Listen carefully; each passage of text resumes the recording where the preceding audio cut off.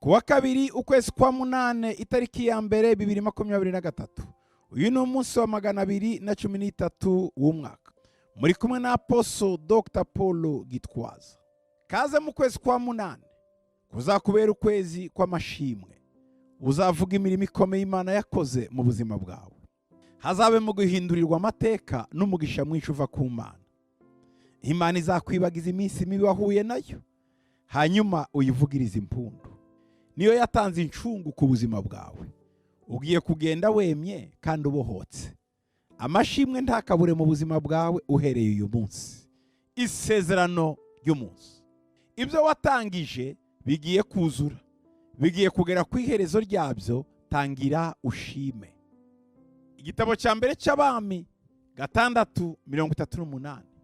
Mu kwezi kwa Bula, ariko kwezi kwa munane ku mwaka wa 11, buzuza inzu n'imyanya yayo yose uko yayigenewe yose, nuko amara imyaka 7 ayubaka. Amen. Muri uku kwezi kwa Bula, ariko kwa munane, inzu proje yarafite yageze ku musozo iruzura. Nawe imigambi wari ufite, amaproje wari ufite, ibintu byose wari ufite muri uku kwezi kwa munane byose byuzure. Ibibi bigende, ibyiza bize, ibyapfuye bigende, ube muzima, akira mu izina rya Yesu. Mana, ndagushima ko ari ukwezi kw'amashimwe. Ibyo yatangije bigiye kuzura.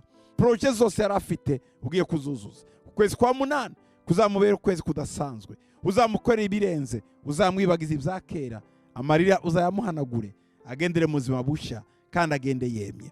Ndagushima ko ubikoze kandi ubyumvishe mu izina ryawe Yesu Kristo umwami wacu. Amen.